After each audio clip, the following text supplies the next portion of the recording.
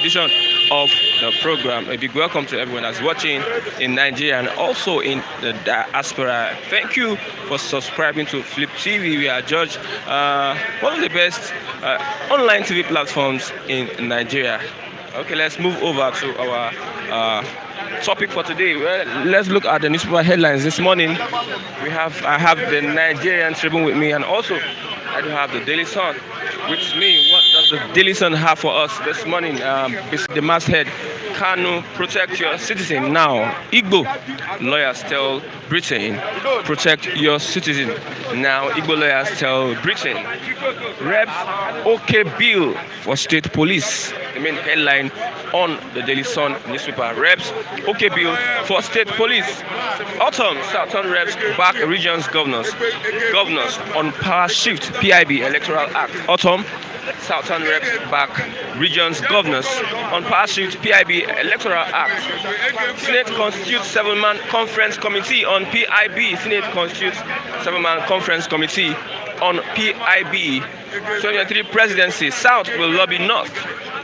South will lobby North for 2023 presidency. That is from Diri. 4 House of Reps members dump PDP for APC. 4 House of Reps members dump PDP for APC. Eastern Palm University, Uzodinma Okorocha renew fight over Eastern Palm University. Imo government orders resumption of school. I'm still in charge as governor. Okorocha says, I'm still in charge in Imo State as governor speaks. Buhari hails invasion of Igboho'S house, arrest of Kanu. This is our main headline on the platform this morning. Buhari hails invasion of Igboho'S house, arrest of Kanu. Buhari has lost grip on security. That is from Christian Association of Nigeria. Buhari has lost grip on security. From Khan, advises him to seek aid of international community. Anambra 2021, why I really want to be governor. That is from Okonkwo. Why I really want to be governor from Okonkwo. 900 million naira fraud. Court remands ex-JAMB registrar in prison custody. 900 million naira fraud. Court remands ex-JAMB registrar in prison custody. Let's move over to the Nigerian Tribune, our frequent paper. Aftermath of viral video, Edo governor takes over Akoko Edo Road.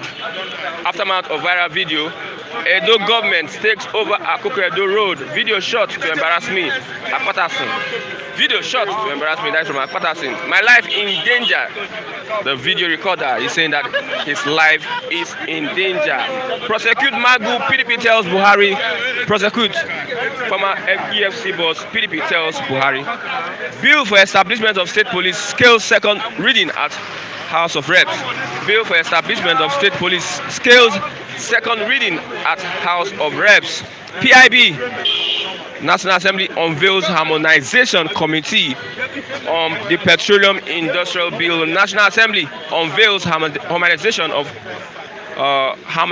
committee. Main headline on the Nigerian Tribune this morning: Constitution review. Southwest governors meet senators, reps. Southwest governors meet senators and the House of Reps. Fiscal decentralization. State police top agenda. Autumn. Southern reps back governor on South for 2023 presidency. Northern elders say no. Presidency backs security agencies on arrest of Kanu. Raid on Igboho'S home. Presidency backs security agencies on arrest of Kanu and a raid on Igboho'S home. Gunmen kidnap 4 farmers in Ekiti. Demand 50 million naira ransom. Gunmen kidnap 4 farmers in Ekiti State. Demand 50 million naira ransom. Traditional rulers, chiefs escape death in Plateau State. Traditional rulers, chiefs escape death in Plateau State. Oyetola unveils Osun Sports Festival. Hunter shot dead. Security operative injured as kidnapped passengers are rescued in Osun. Hunter shot dead. Security operative injured as kidnapped passengers are rescued in Osun. Let's move over to our reviewers this morning. Have with me, Mr. Sunday. Mr. David, good morning. Good morning to you. miscalculation, misfire. Morning to you and happy Wednesday to you. Okay, let's look at our main headline. Buhari hails security agencies on the invasion of Igboho'S residents and also the arrest of Kanu. How do you look at what's your take on that? Good morning to our esteemed viewers. I believe on this note that the president that does not obey rule of law, what do we expect? Now you can see the way the security apparatus invaded Sunday's Igboho'S house, and the president is still giving them kudos, thumbs to them. Now there was no warrant of, there was no search warrant. There was no Sunday Igboho was not notified.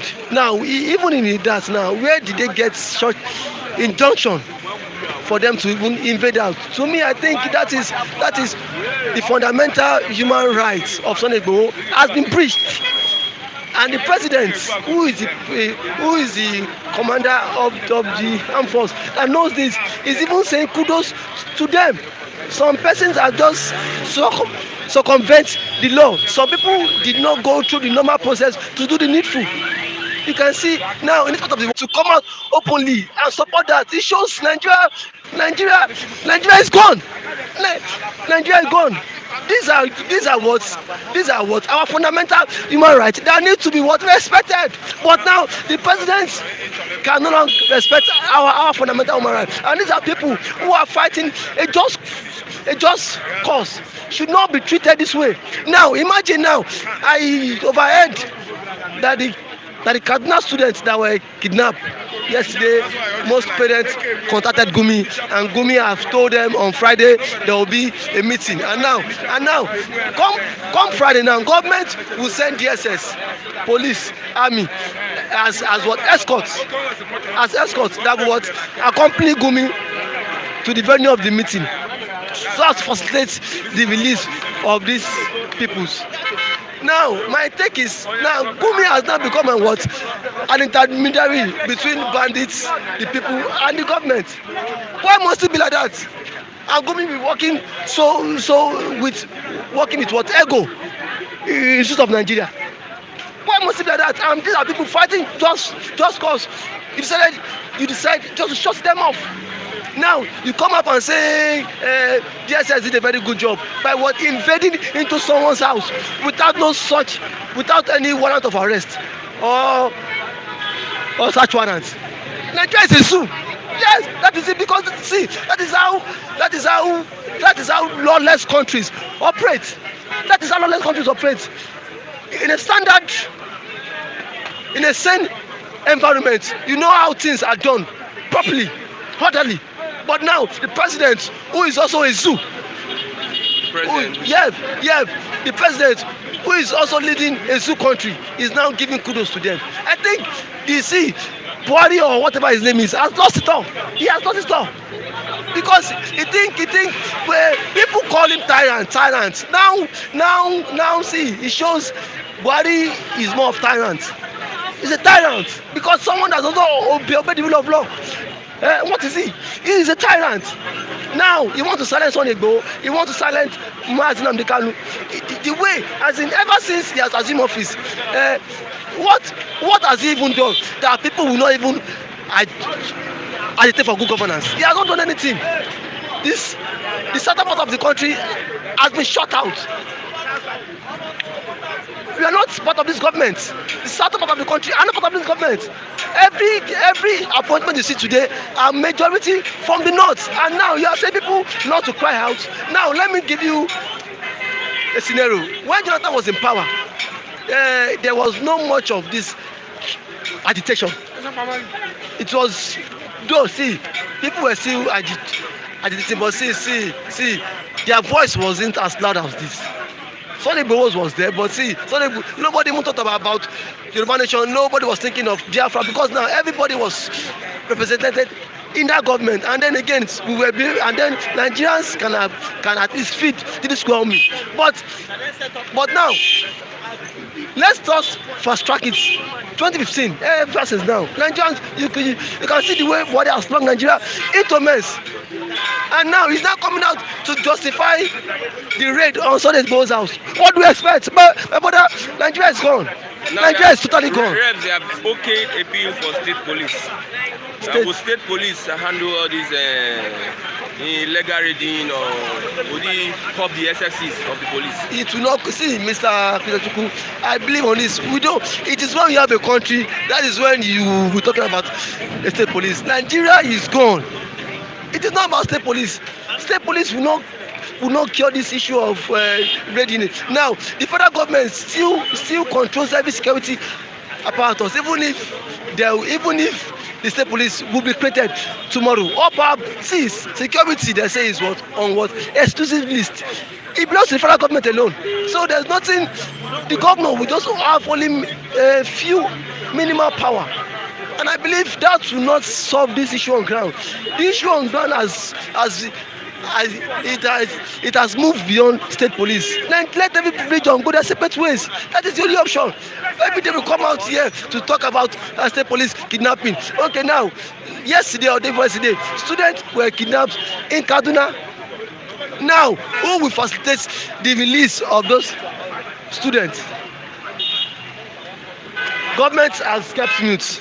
Now the parents have reached out to Gumi, and Gumi has promised to meet with the bandits come Friday. Now, if Gumi knows where the bandits are, what stops the federal government from what arresting Gumi? What stops the federal government from sending soldiers to kill them off or to flush them? Since Gumi knows them. Now see, you crush activists. Now you want to crush Sunday Igboho, you want to crush Nnamdi Kanu, and you are giving Gumi a leverage and an enabling environment just to thrive on and commit crime. Because now Gumi, I think for every transactions Gumi is being paid. For every transaction he does. Yeah, sure. He say, I'm sure. You know, collect money. Now free, they use to release them. Now free. I start to be corrected here today. I said, on every transaction Gumi does, just to facilitate any release, Gumi is being paid either by the federal government or by the parents of the adopted students. That is why Gumi is putting effort. That yes, government, because now why would Gumi tell us that see now federal government should empower bandits, federal government should open what our treasury account and give money to bandits before killing can stop? Is he not advocating for his own pocket money too? He is. So what are we saying? Because if the governor of Kaduna State can come out openly and say that bandits are not criminals, that what bandits are just businessmen, what do we expect Gumi to say? Yes, that is why Gumi is putting more effort to make sure that his business thrives every now and then. That is it. This is a very lucrative business, a very lucrative one. Go to Kaduna State, kidnap 20 students. Now, parents, how much can you afford? Governors, how much can you afford? At least 500 million. Oh yeah, Gumi take. Quick cash. Without no stress. And now must we continue like this? The money that is meant to always develop the state is now being paid for ransom. Do you know how much has been paid for ransom in this country? How much state governors, how much federal government have paid to this stupid in cash idiot people called bandits just because of Buhari does not want to treat them in the language they understand. But see, one, he can treat the Igboho'S in the language they understand. You can see how self-centered Mr. President is. The United Kingdom is going to sit on Nnamdi Kanu's case today. There will be a parliamentary section. So how do you look at the UK in this picture? Will their sanctions, if on Nigerians, will be weighty? It will be I know it will definitely be a sanction, and then it's ready. So you cannot overrule UK's decision because these are world powers. And I believe now their sanction, whatever sanction they will place on Nigeria today, it should be a heavy sanction that will really cripple the economy. That yes, that is what I want. Yes, yes. Hunger dey, hunger. We know they die. No be today we know they die. So death don't be kill us again. Yes. Share today. After day like this, God self, I don't die. So health wise, health wise, person, Naija. So see, I believe whatever sanction you see, I want to appeal to the UK Parliament. Whatever they want to deliberate today, whatever sanction they want to give to Nigeria, it should be what a heavy sanction that will cripple the economy. That will see so that Buhari and his cronies would just think, because you cannot always go most time bend the law. So whatever sanctions that will be given them should be what heavy. Thank you very much, Mr. David. Okay. Okay, I have Mr. Samuel. Good morning, viewers at home. Good morning, everybody. I don't know what question I'll ask you this morning, but I want to say, Buhari hails the activities of the DSS on Kanu and Igboho. What's your take? Yeah, that is the character of a northern president. He will hail them because the reaction was against the south, the southeast, and the southwest. Then he will clap for Gumi and the kidnap. Buhari was part of those who said the Jonathan administration were killing the north for fighting Boko Haram. So Buhari openly and secretly has been standing for Sharia, as well as the Boko Haram believe. Openly, he said it now that they will fight and for the cause of Sharia. In this country, it's online. It's in public domain. We are not saying anything he has never said. So openly, he has shown his love for the activities of Sharia, directly or indirectly, the Boko Haram, openly. So because Boko Haram is a division from the Muslim principle based on their belief. So directly or indirectly, Buhari has been soliciting with them, and that was why they can give them amnesty and pursue Nnamdi Kanu that has not held the gun, or Sunday Igboho that is defending his people with the DSS. So we applaud them. It's a common knowledge. It's not something that is secret. What does that say for Nigeria? It says that the country should be divided along religious line and ethnic beliefs. It's simple. Muammar Gaddafi said so. When you are not in tandem, you are not together with the people based on your religious belief. You believe in the Sharia, I believe in the Christianity. It shows we are different. So we should divide. We can only stay together when there's a common ground in our belief system. That is the only time we stay together. So Muammar Gaddafi was correct when he said the country should be divided along religious lines. So forget those who talk about one Nigeria without looking about the entity that takes us together. What divides us is more than what unites us. I'm saying it publicly. So it's irrespective of anybody's opinion. I'm entitled to mine. And in consideration of Nigeria and the Committee of Nations that have divided along those lines, they're living better. Okay, as a prophet in politics, that's what I want to call it. As a prophet in politics, let's look at the UK's deliberation on the abduction issue from Nnamdi Kanu's case. What would be the outcome? No, the Kenyan government does not exist as a country in isolation. You exist as a country that have laws in the international community. There's what is called international diplomacy and international law. If you have to follow that in totality and looking at what transpired between Kenya and Nigeria, they've never followed any of those treaties. And the Kenyan Repatriational Act of the Commonwealth of Kenya states category the conditions to be fulfilled. You can listen to international analysts and international lawyers. There are conditions to be fulfilled, and those conditions are not something you can do in one korokwe or inside a bus. There are international standards that it will come out in public. It's not secretive.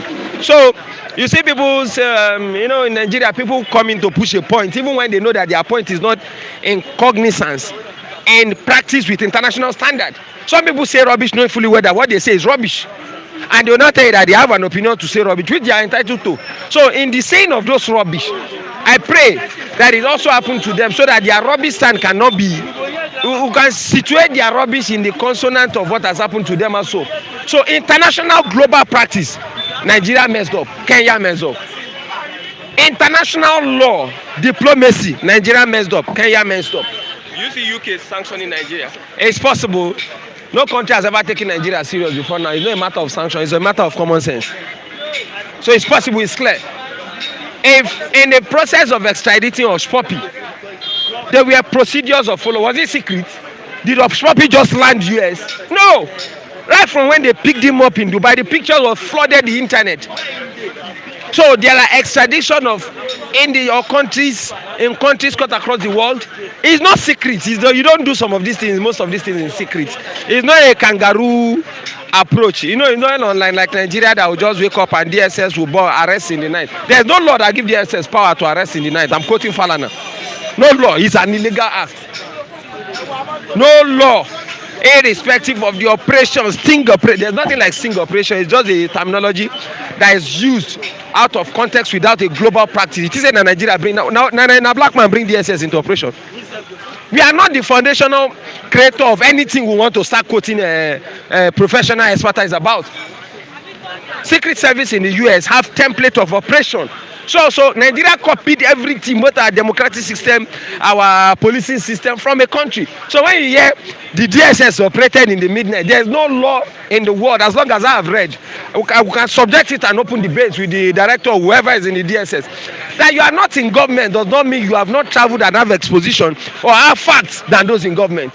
I've said it openly again. There is no law as stipulated in Nigerian constitution that backs operation of the police to arrest in the midnight, to go to a house.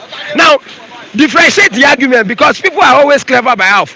The police can interfere on an atrocity in motion, maybe a robbery in the night. Nigerians are always clever by half, by modeling up point to satisfy their greedy, parochial, selfish, and political paid interests. It's okay. But in terms of invasion of a warrant that demands a warrant, or an invitation of a person residing within a particular geographic location, there is no law as stipulated in Nigerian constitution, I'm quoting Falana, that says the DSS. Now, why didn't the DSS go and pick Gumi? The Gumi said that the security apparatus of the state, army, police, sell guns to bandits, aid banditry. So the DSS cannot have intelligence because Gumi is from some part of countries that are first-class citizens and can say anything and get away with it. Now, the clever by half people that are always pushing for the government when they have no points, not following standard practice, will not fault that statement and counter it. They will rather keep quiet, because the system of the Nigerian structure is based on hypocrisy and greed. So, and that's the major problem. Not because these people don't know the truth, but because the system favors their political benefactors and the people that paid them. And you see people that have been bastardized as a result of poverty, illiteracy and ignorance, ethnicity, religious and parochial interests will now come up and push one argument at one time. They will not be constant with that same argument. Then on the other hand, they will go for another argument at the other time. It is a pity that we find ourselves in a country that is structured to destroy and is failing by the passing by of each day. And total burial is what Nigeria will need. Would you want to talk about the state police passed by the... The state police bill can be passed by those jobless House of Rep members who collect 30 million naira. It is now they break for them after how many years of agitation of state police. But the question is, the cabal that sits in the north that have refused to assent more than 200 bills, will he assent the state police? That's the question. Somebody that did not assent, Buhari did not assent 200 bills. So when you do the jamboree, because I call it the political jamboree, and you pass what is not even the constitution of what comprises of the jamboree they want to pass, which I've really not sat down. I know that is a cosmetic approach. The Buhari administration will not pass those bills. But I'm always happy that this Buhari is a president, because our Ojota activists, our men of God who saw vision, how Nigeria $1 will turn 1 naira refinery, we work about the same Buhari. So they've been put to shame. It was only a jamboree, just like the way they've started another jamboree move for some certain individuals who probably will be worse than Buhari from all indication. So I'm happy that he's the president, and I'm happy that we are all here to enjoy the dividends that the presidency have brought onto Nigeria. The country is going to be destroyed, either we consciously like it or not. You see, you can deceive yourself, it's okay. But when the truth will catch up with the deceptors, as it's catching up with some part of the country, both to the north and south, by ourselves, we will know that we've been deceiving ourselves. And we'll be forced to start saying the truth when it matters most. According to Sanusi Lamido Sanusi, the former emir of Kanu, and I quote, he said that the north will destroy itself. And the north, consciously or unconsciously, is destroying itself. And that's why you have the capital headquarters of Nigeria. The most poverty-ridden part of the country is in the north. The highest number of child mortality is in the north. Highest number of out-of-school children is in the north. Highest number of illiteracy is in the north. Highest number of poverty is in the north. The highest numbers of beggars is in the north. Yet the north has produced about 72% of all those who have occupied the federal ministries and the presidency from 1960 to today. Consciously or unconsciously, the act of God must come into existence in Nigeria, and the leadership structure will consciously aid the division of Nigeria, either they like it or not. Prior to this time, the North Central used to support the upper north in most decisions. What do we see? There is another alignment within the North Central and even some part of the Northwest. Kaduna State is a divided state where some parts in the Kaduna South will move for another thing from the upper part of the north. So what has that shown us? That the act of God must surely work, either you like it or not. The country is moving towards one end. What divides a nation is more than what is uniting the country. Okay, any final thoughts? No, there's no final thought. The point is, for those who have said one Nigeria, we are existing as one Nigeria because we want to stay together, or because those who don't have anything want us to stay together. For all countries of the world where they tell you one country, the parts who don't always have anything always fight for the unification of the country, not because of the love of staying together as a unified nation. You can go and read history. I push it as an assignment for those who want to make research. Of all divided nations of the world, from Singapore to Malaysia, from North Korea to South Korea, from Pakistan to Japan, you can come back to South Sudan and North Sudan. So the part that is always clamoring for unity, they don't always have anything to offer. They don't always have resources. In most analytical trend, in most time, it is the part that is always dominating as a result of either population or the minority. So that's why you hear the oneness of a nation. Now, the Biafran leaving the country is not because of the love for other parts, so for an Igbo man to be in an entity. It's as a result of the aftermath effect that the Biafra leaves. With the other part of Nigeria, I want to stay with the entity of the kind of north we have. That's the question. Not because of the love for an Igbo man. But here is the paradox. I'm not an Igbo man. I'm neither am I an Hausa man. We will always say the truth, irrespective of where we come from. The energy that has been put into the system to pursue Nnamdi Kanu, that I have not seen with ammunition, should also be put into the system to bring down Shekau and terrorist organization. But the North will pamper their own and fight for amnesty. It is a common knowledge. The GSS won't have intelligence on the whole kidnapping in Kaduna. They can't. But they will have intelligence. They will come out and tell you that they have intelligence on Sunday Igboho, because the Southwest, consciously and subconsciously, a part of the South has always been aligning with the North. You see, the governors in their last kangaroo meeting, I give it to them on some issues, said they want the presidency to be zoned to the South. In 2014, so history is, there's difference between truth and facts. Fact will give you statistical inferences to back up a truth. A statement can be truthful but without a fact based on statistical inferences to back up. It was the North that was clamoring for presidency in 2014. A part of the betraying South. The problem of Nigeria started majorly with the South. I have to be factual about that. Aligned to give the North a majority, which has always been the permutation of what has been happening from 1960 down.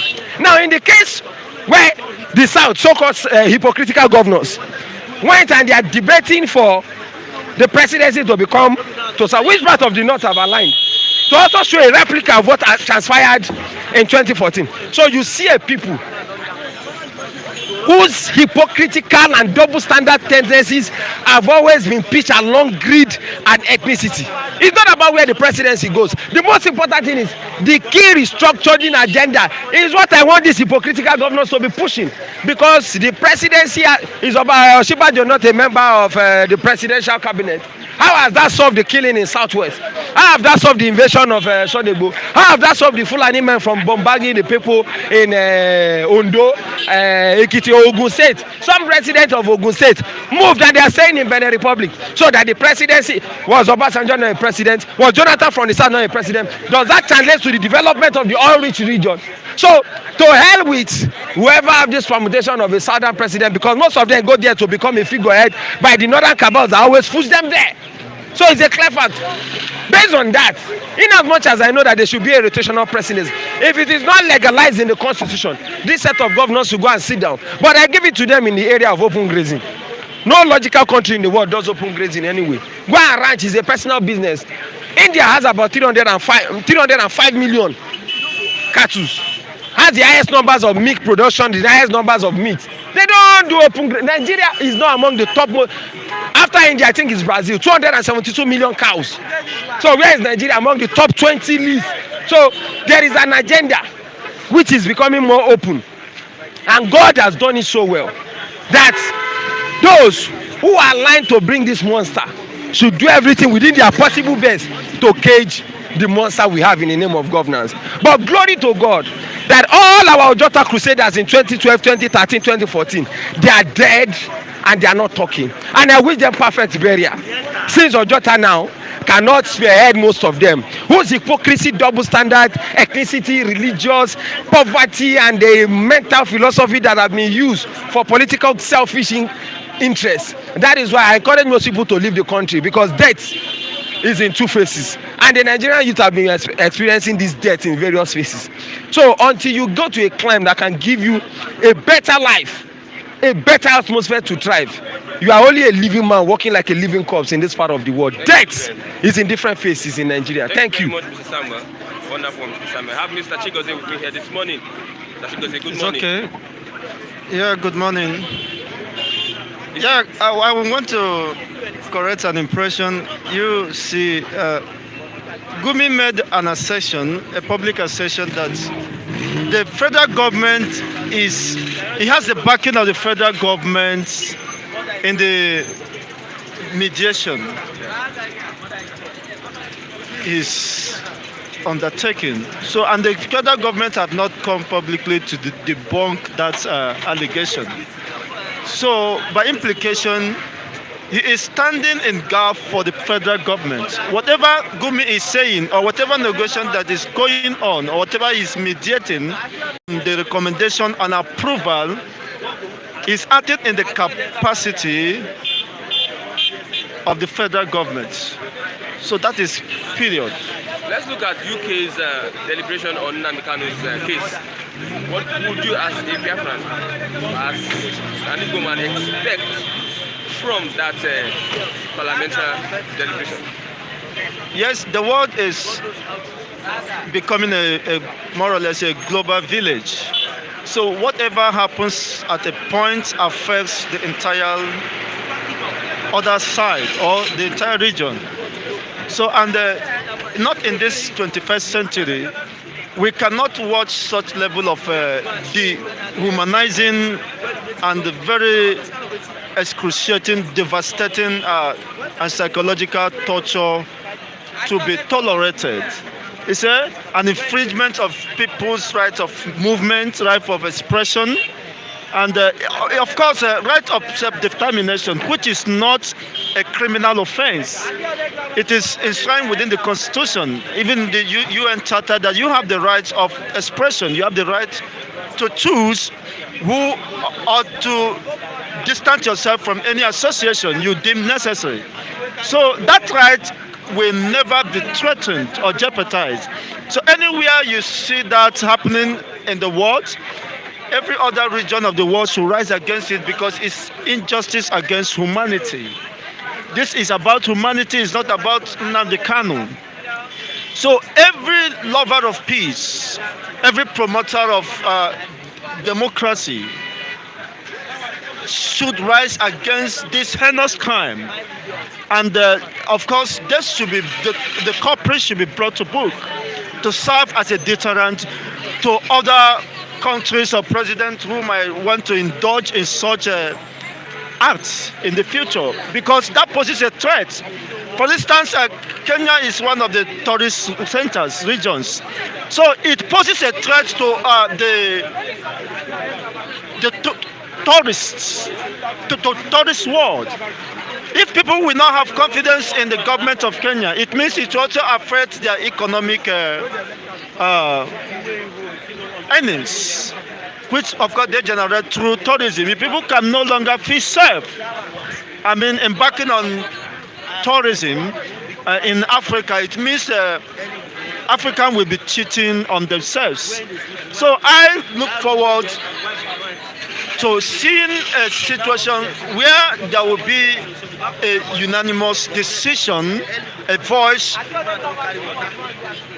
in favor of justice, in favor of fairness and equity from the UN, United UK parliamentarians or Congress or whatever they call them. So it is much anticipated at this time.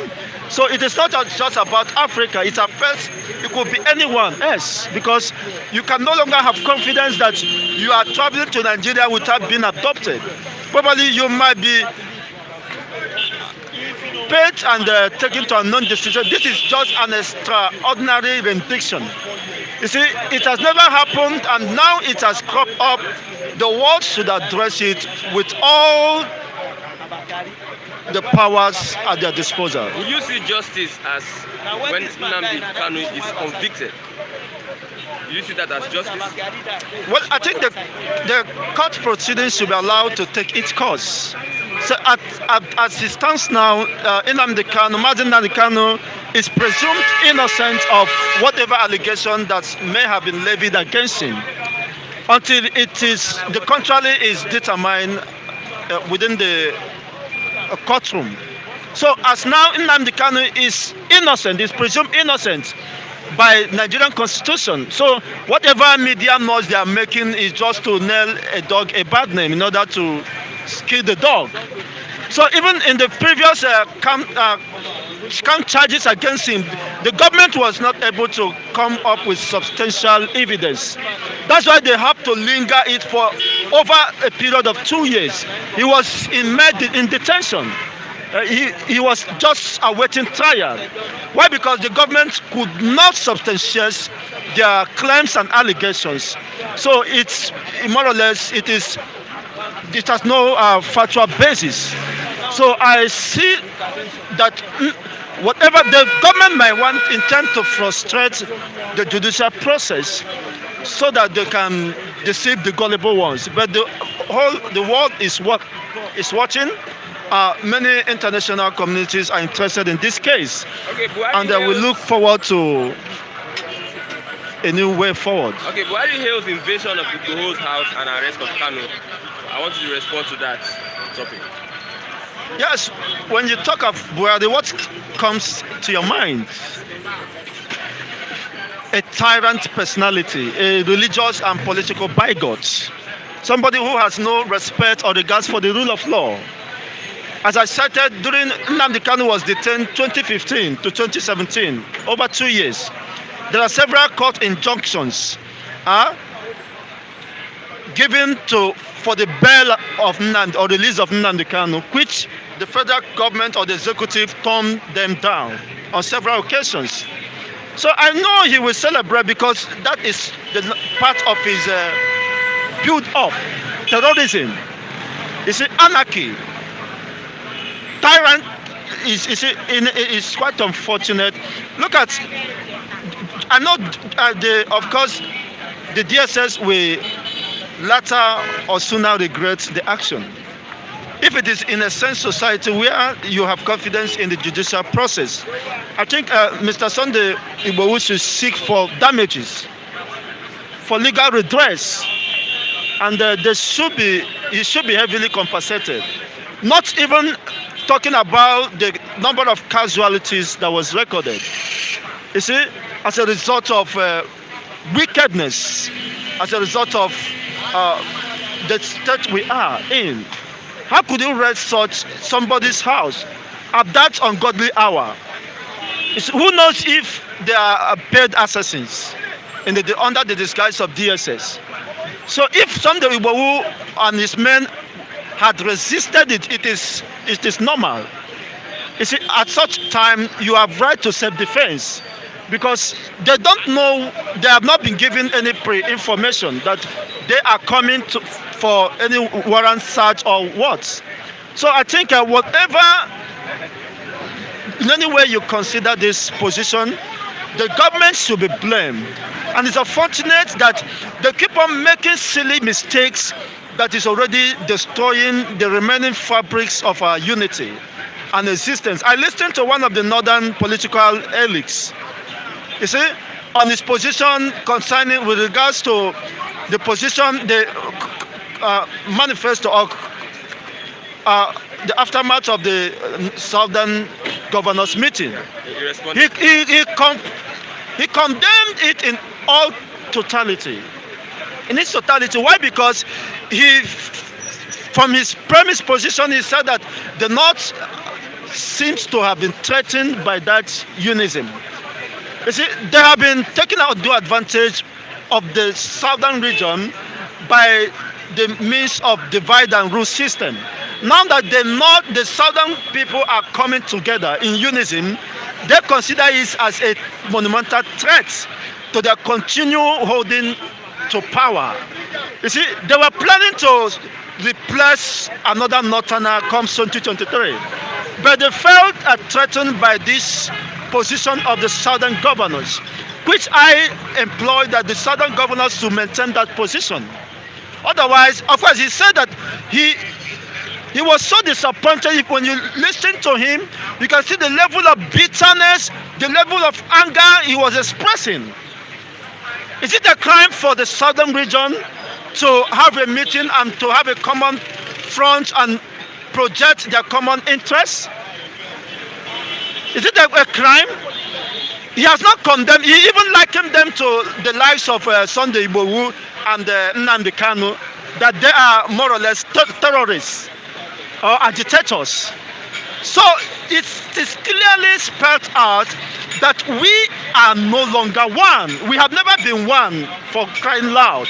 And we can never be one. So whoever is calling for one Nigeria or amendment or whatever is doing that at his peril, at his own destruction and discretion. It does not represent the people's will and position as it stands now. So let them have their own presidency that will take over the North.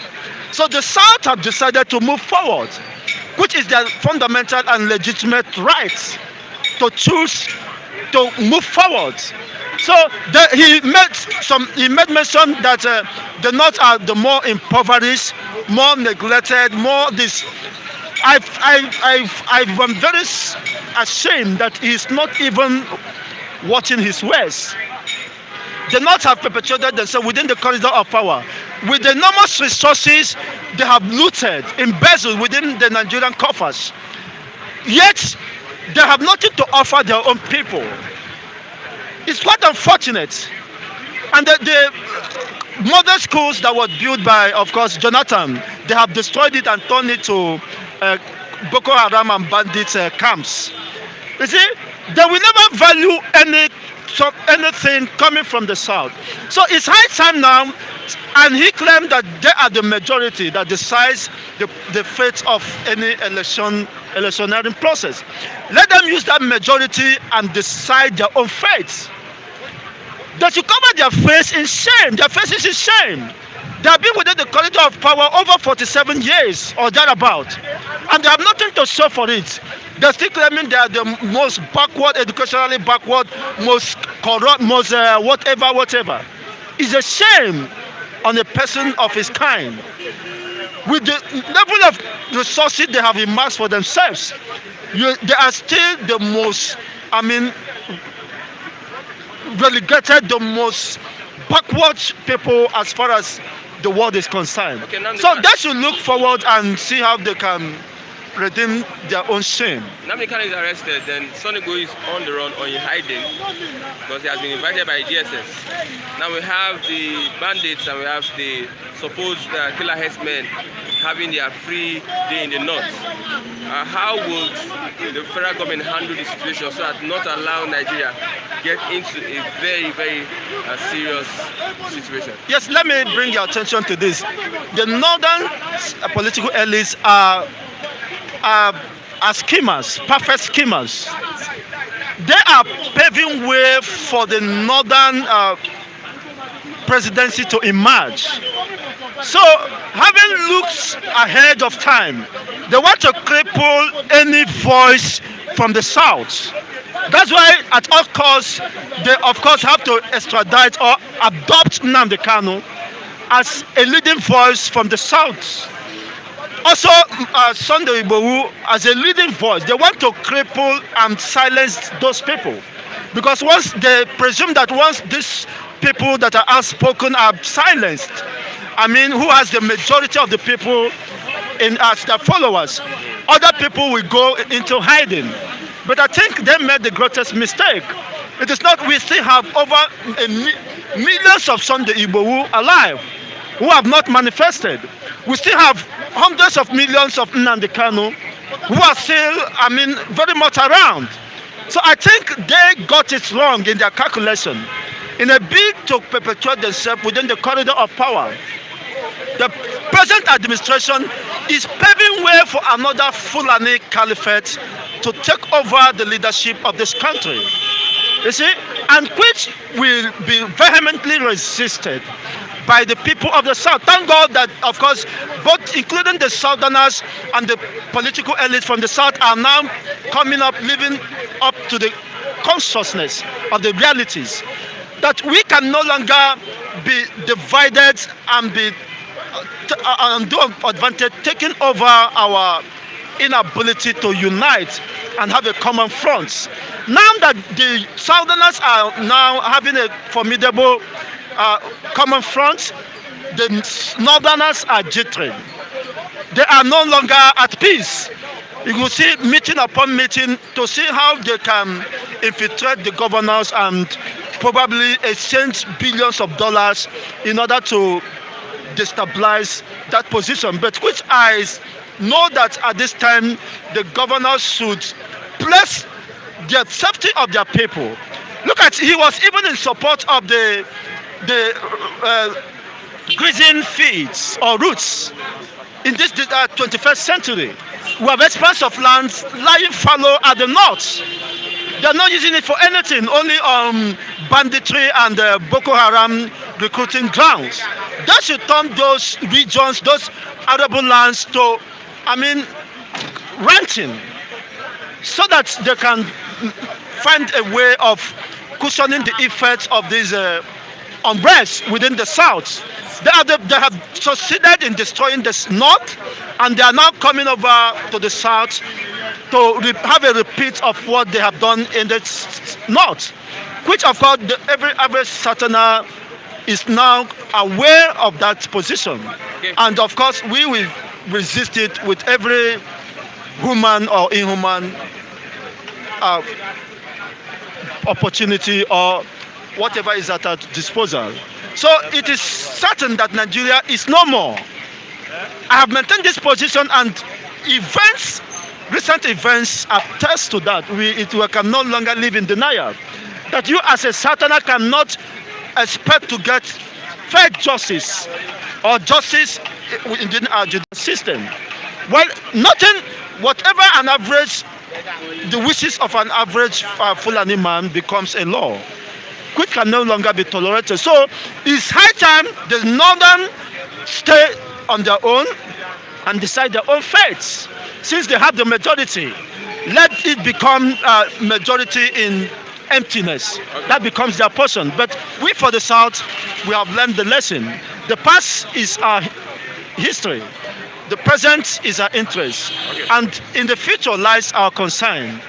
We are united at this time, and we are moving all the energies within our disposal to make sure that we redeem and safeguard our own region, our own people, and create enabling environment that will foster ingenuity and prosperity for our own people. So the issue of the North should stay clear out of this, and that is the way forward. Otherwise, Biafra and the Dudua nation is here. Thank you very much, Mr. Chigozie. I have Mr. Lucky. Good morning. I'm not Lucky. I'm Matthew. Mr. Matthew, sorry. Okay. This nomenclature thing. No, that is good. I correct the impression. Okay. Let's look at Buhari hails the activities of DSS in arresting Nnamdi Kanu and also invasion of Sunday Igboho'S house. What's your take on that action by the president? Thank you for having me. My take is, if from what the president is saying, that the way and manner Nnamdi Kanu was arrested is the best approach globally, the best word practice, why are they shielding it in secrecy? Why are they not coming out plain to tell Nigerians, the world, the circumstances surrounding the arrest and, if possible, extradition of Nnamdi Kanu to Nigeria? because all indication points to the fact that he was abducted. Ordinarily, in this 21st century, somebody who came into Kenya, as we are meant to understand, with a British passport, if you needed to have dealings with him, the right thing to do was for the Kenya government to reach out to the British embassy in Kenya. If for any reason you are talking about anything about extradition, you argue it there in Kenya. But in such a way, even the British government is not aware that the man, their citizen, was abducted in Kenya. For what I can understand, the British Parliament is deliberating the issue today about the role played by Kenya government, the circumstances surrounding the extradition, whether it was within the Kanu consent or not. So let us, because UK is ahead of Nigeria in terms of everything. So they have the technology. Let us see what will come out of that their parliament deliberation. But from what I can understand, if Nigerian government did the right thing, they would have make it known to the world how the man was intercepted, how he was, if they argued the extradition, where they argued, how they argued, and all that. Okay, looking at all this, okay. They're looking at the invasion of Sunday Igboho'S residence. I think it is a show of shame on the part of Nigerian DSS. Because how can you tell, you are telling the world that you invaded Sunday Igboho'S house, and you are bold enough to say you killed two. All the allegation of gun running, that they recover some arms and ammunition, who will testify whether they are correct or not? How true is it? How do we believe that actually those arms and ammunition were recovered from Sunday Igboho'S residence, considering the stand of federal government against Sunday Igboho and other people who are talking about self-determination? And what is wrong about self-determination? There is nothing wrong about self-determination. Why can you tell me that you have herders who move freely across board in this country with AK-47, maiming, killing, kidnapping, raping, kidnapping for ransom, and all that? Particularly in the southwest here, it is the activity of Sunday Igboho that is checkmating the excesses of the herders. We are seeing how Sunday Igboho went to Iganga to evict the Sadiko of Iganga, who have been holding sway in that environment against all odds, against all allegation of kidnapping, against all allegation of so many crimes. And the government have been standing aloof. The DSS have been standing aloof. The police have been standing aloof, not doing any investigation, not arresting, not prosecuting. Only for Sunday Igboho to rise to the occasion to defend the people. Look at Wakili, who was accused of kidnapping, of killing, of land grabbing, and all that. The police, the DSS, all the security agencies stood aloof while this man operated freely. If not for the effort of Sunday Igboho, who went there to challenge and evict him, only God knows how many lives would have been lost in that vicinity. So for me, what the DSS did in Sunday Igboho's was, it was a show of shame. And they have to come clean, because they cannot be judged in their own case. They have alleged that those guns were, and let me tell you another thing. Under the current circumstances that we find ourselves, is it even justified to say somebody should not own gun? Especially where government has refused to protect the people. That is why I heard the comment accredited to the Taraba State Governor, the President of Ishako, who was quoted to have said that if you cannot police the people, if you cannot disarm the bandits, the criminals, why not legalize and let people have the same arm for purpose of protection? Because it is evident that the government has grossly failed in this cardinal area of the governance: protection of life and property, welfare of the people. as captured in the constitution. The government has grossly failed. Okay, what do you expect from the deliberation, the UK parliamentary deliberation on Nnamdi Kanu case? Two things are expected. One, like we have read, that they want to look at the circumstances surrounding the arrest, interception, or abduction, as the case may be, and subsequently bring him to Nigeria.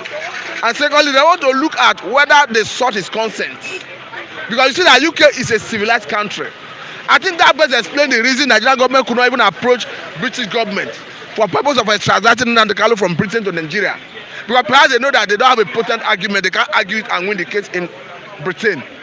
Maybe that's why they look for this avenue to abduct him and bring him to Nigeria. Then again, I expect two things to happen. One, there is possibility of UK Parliament condemning the role played by Kenya government and Nigerian governments.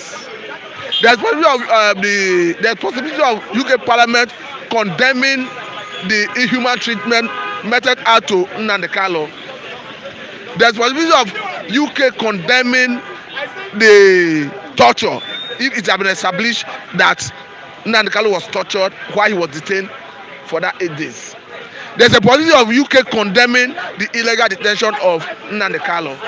Then again, there's another possibility of sanction against Nigerian government and Kenya government, and that will come in form of advice from the Parliament to the government of UK to effect sanction against Nigerian government and Kenya government. All these are possibilities. But if the UK government want to address it in a way that Nigerian government will feel it, it should come in form of sanction. That means the Nigerian government will feel it so much when they sanction. Yes, there are areas the UK can sanction Nigerian government. Nigerian government will be forced to do the needful. They'll be whipped into line to go by rule of law. Don't forget that even the Attorney General of Canadian governments have condemned even Nigerian Attorney General. I think he's saying that an Igbo man. It doesn't matter whether he's an Igbo man. What I'm saying, I'm talking about in his capacity, he spoke in his capacity as the Attorney General of Canada, not in his capacity as Igbo man or Ijaw man or whoever. I'm not interested in where he hails from. What I'm interested in is that he spoke as the Attorney General of Canadian government. So he has said that even the Attorney General of Nigeria is a disgrace to democracy. Okay. So by our standard, let us wait. If you read what the statement accredited to even Woloshenka, that if the secret of how Nnamdi Kanu was apprehended and subsequently taken to Nigeria comes to the public, that it will cause crisis. Okay, the resolution of the governors, 17 governors, saying that they want the president to come to the south. They want the presidency to come to the south. Now, Didi is saying that this 2023 presidency, that the south will have to lobby the north. Now, the north are saying that they are not in support of that. Is there can the south really have presidency? Look at it, depends on the perspective you are looking at it. Going by the nature of Nigerian politics, the south is justified to have the president come 2023. But I think the governors were merely playing to the gallery because they know that the average southerner is already being pained by the nature and manner this government is running the affairs of governance. And anything that is talking about bringing the presidency to the south will assuage the mind of the average southerner. So I think the governors wanted to be in the good book of the public in the south. Because however we look at it, all the political class, whether in the north, in the south, generally speaking, they are all there just because of their pecuniary interests. But that notwithstanding, it is justified for the presidency or the president to come to the south come 2023. Because by our standard, this issue of Mr. President, each time he makes appointments that is lopsided in nature, he's always quick to say it is based on competence. Is he telling us that in the north you have more competent personalities in the north than in the south? Which is obviously not true. So Mr. President is deliberately doing what he's doing because of who he is. And from what I can understand, Mr. President can never change.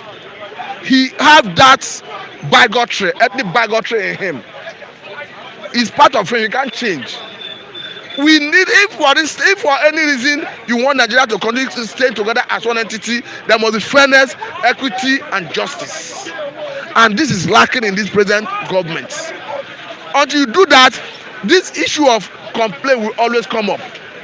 A situation where people are being killed, people are being kidnapped, and you have a particular ethnic group that is at the background of this crisis, and the government is not addressing it. How do you want other people to feel about it?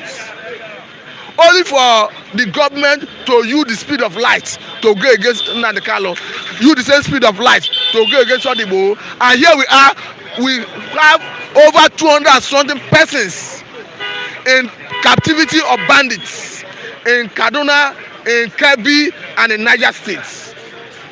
As we speak, they have not been rescued. And the same Kaduna state, the governor of Kaduna state that was quoted to have said that when they kidnapped students the other time, that they were ready to bomb the bandits, even if it means killing some of the students. But that before they could do it, the bandits changed location. But the question I'm asking is, after the release of those students, before the recent kidnap, what was deterring federal government from bombing the bandits to decimate them to the point where they don't have that capacity to come and do kidnapping? As we speak, we have a government in Kaduna state that says he's not paying ransom. That if you pay ransom, it's encouraging kidnapping. Logically speaking, it's correct. But do you not sacrifice the lives of over 200 students, innocent students for that matter, on the altar of you are not paying ransom? I don't think it's the way to go. The way to go is, if you know you don't have what it takes to protect the people, pay ransom and release those innocent people. Then thereafter, go about your kinetic approach. Thank you very much. My final thought is that the federal government should be fair. There should be fairness, equity, and justice in Nigeria, so that people will have interest in this entity called Nigeria. If we continue seeing this injustice, this imbalance, we will continue to call for volcanization of Nigeria, because nobody is a superior Nigerian. The Fulani man is not a superior Nigerian to me. So on the basis of fairness, equity, and justice, that is the only basis for which we can be together. Otherwise, divide the country and let everybody go his separate ways. Thank you very much, Mr. Matthew. I have Mr. Kunle here with me. Yeah, good morning. How are you doing? How are you doing today? Fine, sir. Yeah, thank God for the live, you know. Thank God for the live. Buhari hails invasion of Sunday Igboho's home and also the arrest of Kanu. He congratulates the agencies for the good work done. How do you look at it? The way I look at it, it's like he's still behaving in his old way. The president shouldn't be coming out to be hailing the illegal invasion of an activist, a citizen that is doing his work for him, right? This problem started from him, because where was he when the Fulani herdsmen were killing? What brought in Igboho? What brought in Sunday Igboho and Kanu, Nnamdi Kanu, is because of the laxity, is because of the nonchalant attitudes of the government in power, that they're supposed to tame these herdsmen before they grew wider to monsters they became. Now you start down there, you could not do the needful to arrest these bandits, to arrest these Fulani herdsmen. You are treating them with kid gloves. And somebody that just wake up one day and see that the enough must be enough for the oppression of his citizenry, for the oppression of his kinmen, for the killing of his kinmen, and you now send some gangsters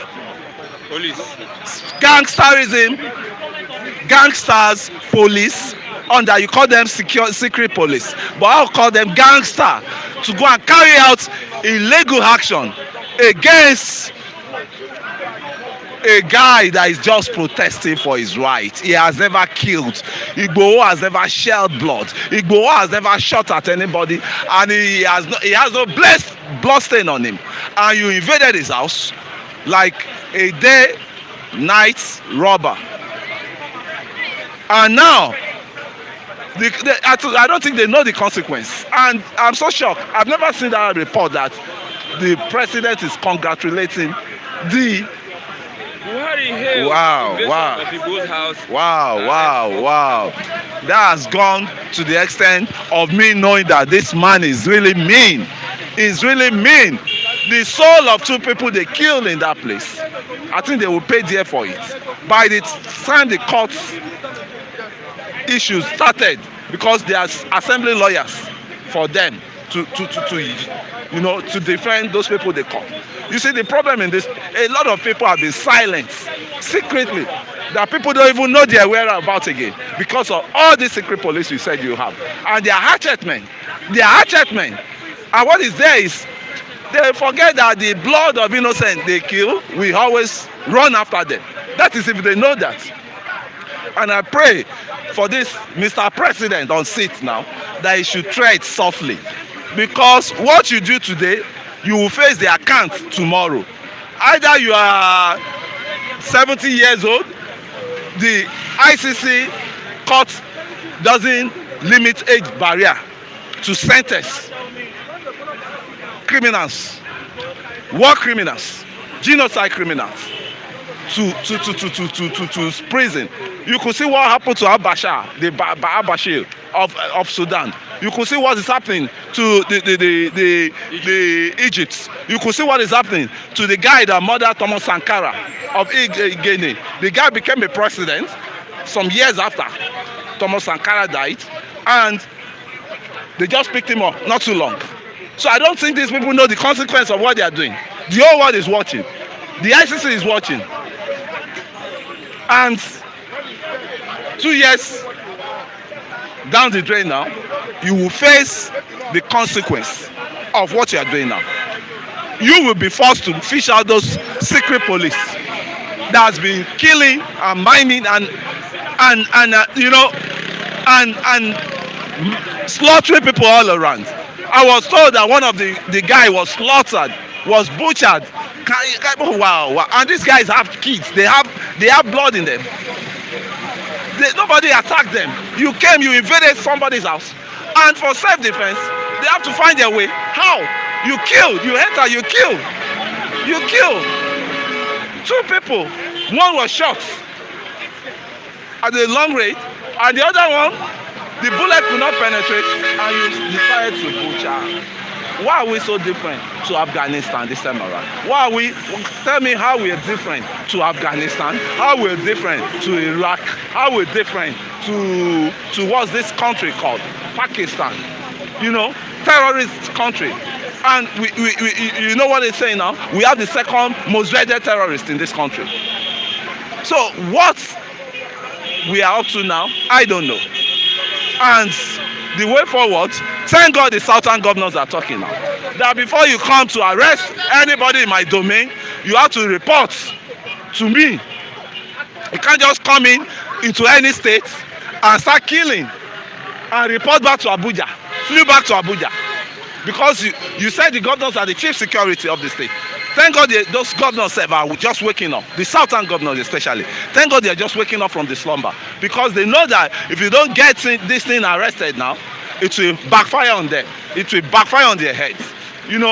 They say one beating strike shy. They witness the answers and they know what really happened. And this time around, they may not escape it. So they have to wake up from the slumber that these people, they are human, and they are the ones that gave us the power to be where we are today. They voted for us en masse, and we should not abandon them. So one thing I still just need for them is an apology. All the southern governors should render an apology, because I'm in the south, to the masses that they've abandoned for long.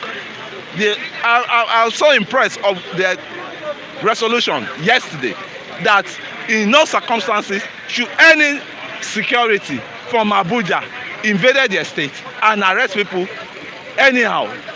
Where is it? Oh, wow, this is a messed up country. I don't know what to say. I'm just so tired. I'm just so sick of this country. The best bet now, the election that is coming, we should not waste our time. Let us go on referendum. But would the elite allow They have to. The elites are talking now. Thank God. The Afenifere are talking. The Pandit are talking.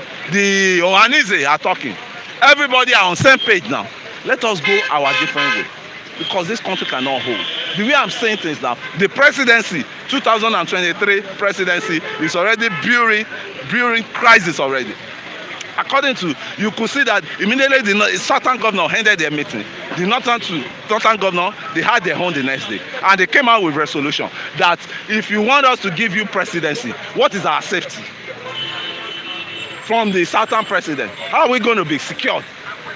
So it's very dicey, and they are bringing the population How are they going strength. to be secured? Yes. We have a northern president. Are they still secured? They are not safe. That's what is baffling me. I'm even thank God you are asking me that too. And the problem now is they are bringing in the strength of the population they have, voting populations.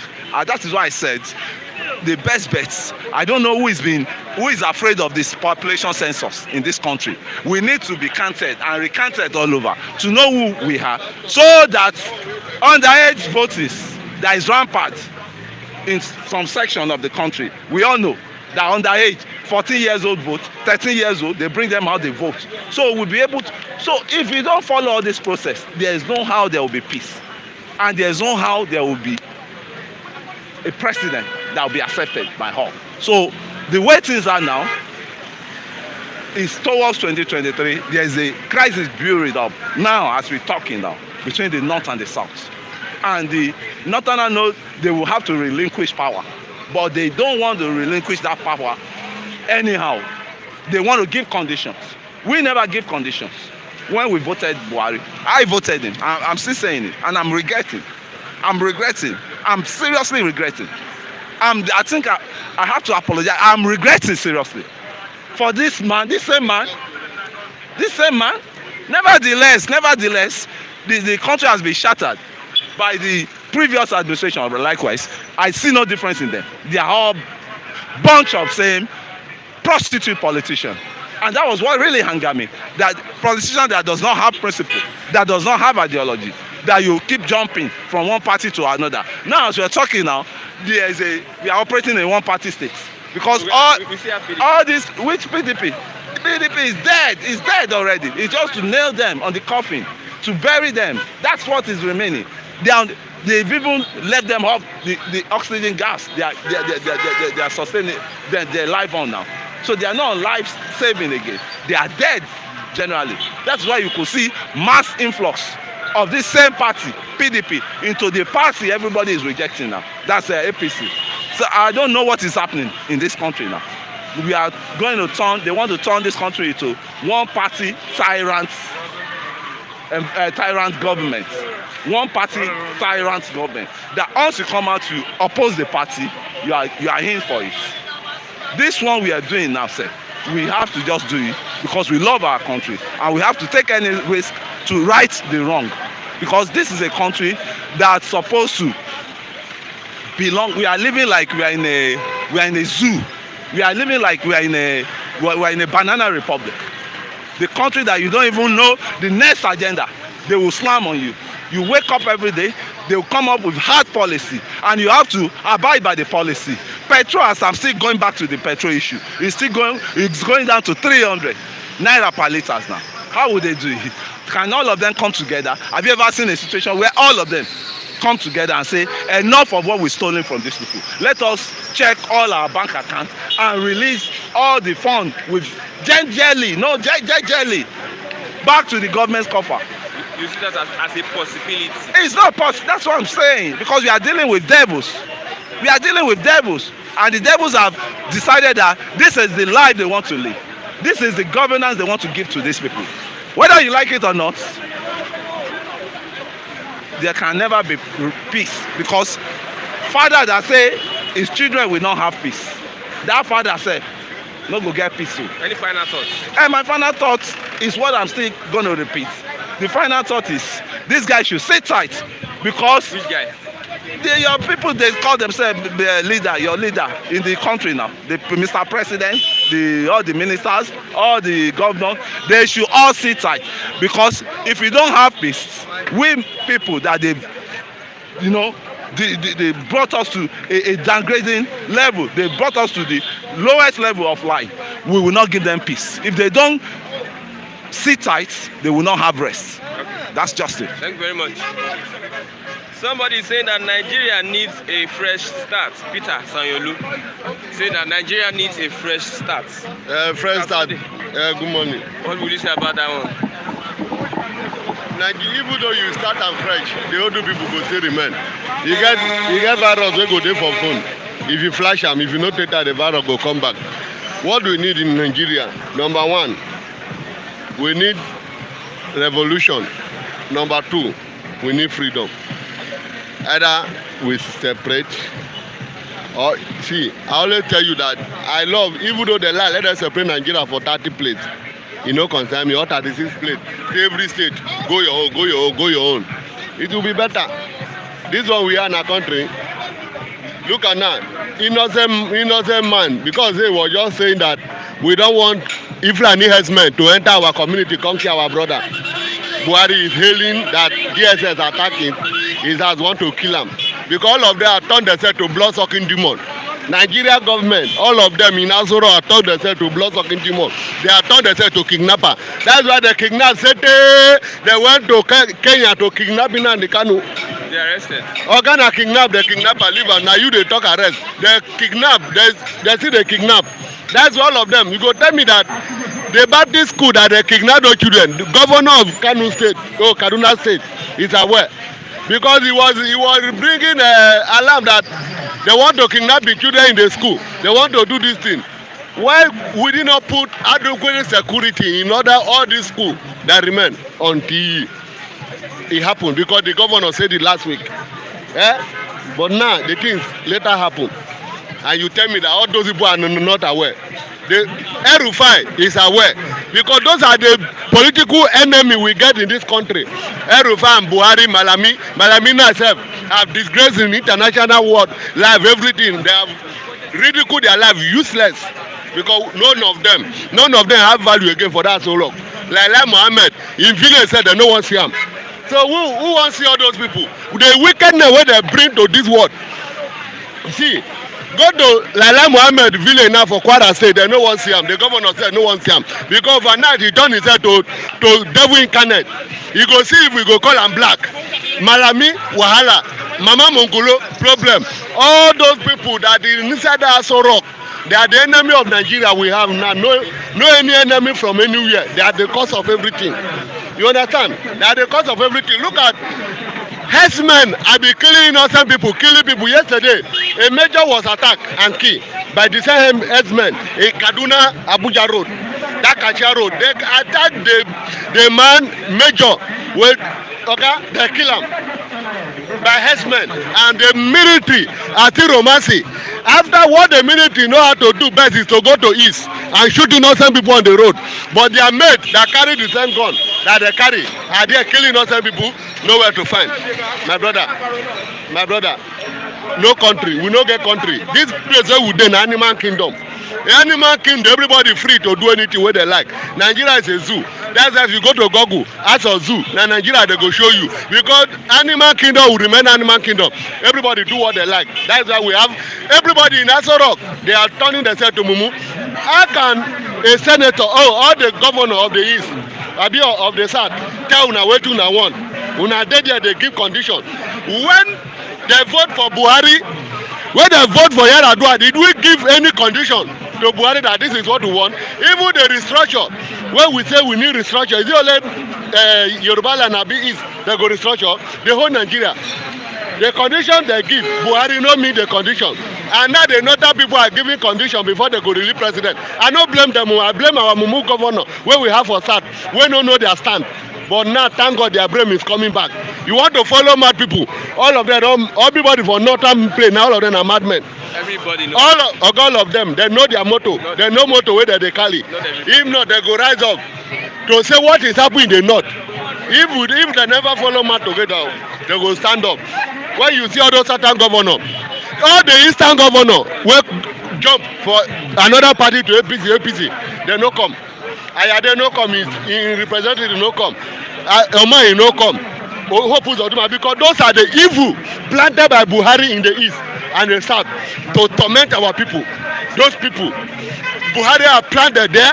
Want to monitor our movement, want to know how the east is going, want to know how the south is going, because he make them a mappies to work for him, and they have turned themselves to goat, to ram. You know, say ram anywhere where one don't put head, all of them go follow him. Now so all those eastern governors wey declare for another party to another party, now they don turn to ram to Buhari. Anywhere where Buhari dey go, they follow. They no fit talk. They no fit address their people. They no fit come out for street. They no fit solve the issue happen in their state. And you tell me all those ones get any good plan? No good plan. Only plan wey they get.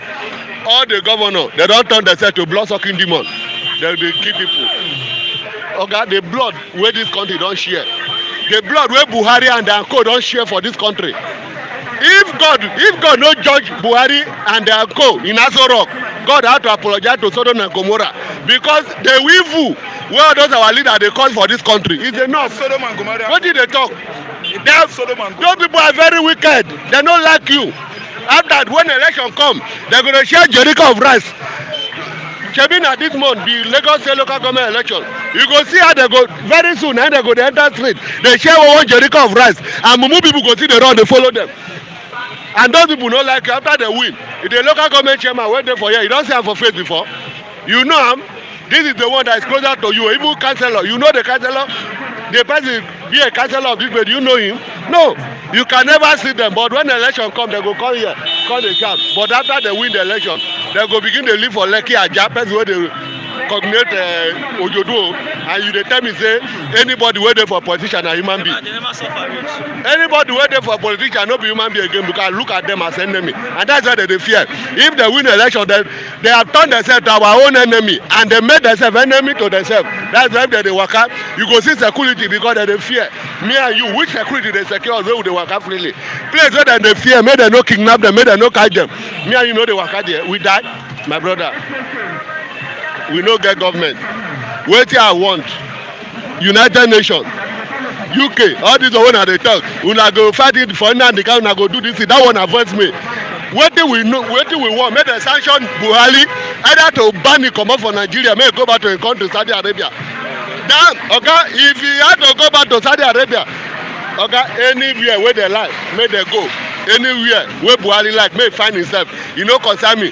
Because this man no come to rule, he come to destroy, he come for revenge. I tell you before, Buhari come for revenge of 1967 war, and he come to intimidate the east, he come to intimidate the south. That is why if something happen there, the one that Buhari focus well, he is confusing people that he don't want insecurity to be in the south, but where insecurity is most is where? In the north, and the herdsmen killing people. Who are those insurgents and bandits? No be herdsmen. And we dey here, they confuse ourselves, they run up and down when we know where the problem is. Go make cow dey chop your farm. You get one man where we say cow go eat the farm. He went to ask the man.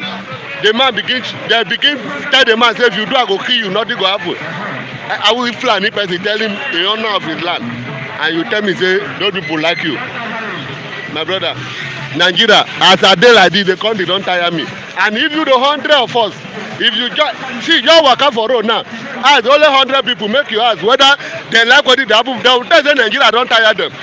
Because everybody for Nigeria, they did not hook everybody like this. We don't endure government where we don't give. See 1960. 1960, they don't rule this country. What did you achieve? What did me and you achieve? No road, no water, no road, no water, no light, no food. Hungry everywhere. Go to market and increase of food. Why must it be government again, okay? Everybody. My problem, before I divide the country, when I share the money, when I borrow, make everybody collect their own. Yeah, that money when I keep for them, when I share them. Share them for everybody. Share me, give me my share. Before everybody go die. Yes. Egbeni, no be my VAT that they take borrow the money, don't I go kill them for them. Mama, good morning. People are very angry with what is happening in this country. People are very angry anyway. They should be angry. Then, you viewers abroad there, good morning everybody. Thank you for viewing us. So, people are angry all over the places. If you want to know the level of anger that Nigerians are going or passing through now, conduct an opinion poll. Mr. Chugu, take a walk from here to Jodubega. Ask every 10 people you meet on the road, how is Nigeria? Just conduct an opinion poll. All of them will score this country 0.0000. Nobody is happy with the country. From here to Jodubega, from Jodubega to Ojota to Lagos Island, Maryland, opinion poll indicated that Nigeria is not good. Nigeria is down economically. Nigeria is down in terms of security. The security apparatus of this country is too porous. The porosity of the security in Nigeria now is too outrageous. It's too overwhelming. Too overwhelming in the southwest, too overwhelming in the south-south, too overwhelming in the mid-belt. Do you know how many students that were in the den of kidnappers, bandits, called bandits now? 400 and something. Students, pupils, I'm telling you. 400 and something. 141. Day before yesterday in Kaduna, we were abducted. The abduction, they conducted it from 12 a.m. early morning to 6 a.m. No police raised to that place. No hillocks, 10 hillocks.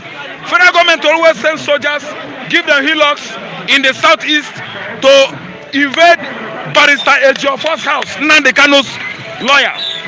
10 hillocks. They operated there. They killed and maimed. They abducted his PA, set him ablaze on the junction, on the roundabout at Ozobulunewi. Kidnappers, bandits, called bandits, operated from 12 a.m. to 6 a.m., 6 hours in Kaduna State. They successfully abducted those students, 121. No intervention, no hillocks, no police, no soldier. Interrupted them. They operated freely. Tell me the reason why. 3 to 5 hillocks loaded with soldiers marched to Igboho'S house. Killed everybody there. Only 2 people. It doesn't matter. The souls of those 2 people are what we are talking about now. Those people, they have souls. Nobody could intervene for those students in Kaduna State. All over southeast, southwest, south, hillocks, soldiers, Operation Mercia, OP this, OP that, threatening people. While in the north, no police, no soldiers there to tackle the insurgency, to tackle abductors and kidnappers in the north.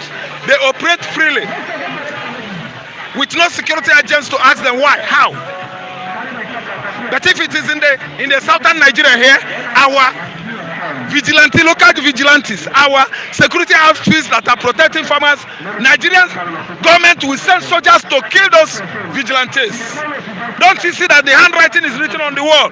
For Nigerian elders, for governors, for ministers to tell Buhari, you are a killer. You are the one fueling the fire of insurgency everywhere in Nigeria. You are the one fueling the fire, the spate of herdsmen terrorism across southern Nigeria. It is time for Afenifere and Ohaneze to tell him on his face, you are the one sponsoring herdsmen, Buhari. You are the one sponsoring abductors in the north, Buhari. You are the one protecting herdsmen, protecting Boko Haram and the kidnappers, Buhari. Ohaneze, they are supposed to say these things. Afenifere should have said these things. The governors and ministers, governors in the south, they are now waking up a bit from their slumber. Why are they having meeting? Look, we want presidency to emanate from the south. If that president comes to be, he's gonna, if he appoints everybody from south, let not talk. That's their meeting. If you want to arrest anybody in my state, I'm the chief commander of the armed forces in my state.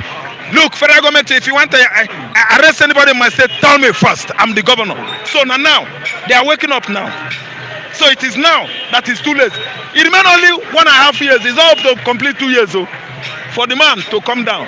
After he has, oh God, exploited Nigeria, exploited Nigeria, destroyed Nigeria. Now, southern governors are waking up because they were abused bagging money. collecting money. They don't want to know. They are collecting money. All this while that a Gongo community were killed. Everybody in that community were killed and maimed. All this while that people at Ibarakwa were killed and maimed. All this while that the people at Niboni say in Enugu State were killed and maimed. Both governors, Uzodimma, Hope Uzodimma, Ugwuanyi, Okezip, as all of them were busy collecting money. So now they are trying to come back to their senses, to tell federal government that enough is enough. When they were busy all these 3 years collecting money, stealing money, the whole security votes, they should have used it for the so-called Ebubagu before the invasion of Fulani herdsmen. Now Ebubagu has come so late, I'm telling you, it is late, because Buhari said no to ban on open grazing. He sent those Fulani back to those grazing routes. With what? Fully armed soldiers protecting Fulani herdsmen, grazing on people's farmland. Which governor said that? Repeat that question. They say what? They said September 1. No going back. Yeah. No going back on ban. Okay, let us see it in action. They said until 1st September, they're going to reenact it. They're going to make it active, right? Let us see them. Let us see them. Those are stooges. They are stooges. Those are slaves to Buhari. Those governors. They are errand boys to the northern oligarchy. They are errand boys to Fulani imperialists. They are errand boys to Malami. Visionless, clueless, unqualified, our governors. Clueless, myopic, Attorney General of Federation of an arrangement called Nigeria. They are errand boys to him. Erfa is one of them. Erfa is one of the people that cloned a human being from nowhere and said, behold your president, behold your king Buhari, after cloning him in the UK. Erfa is one of them. Yerima Chetima, Gambari, Lailai Mohammed, an old man. He's very, very jealous of Nnamdi Kanu.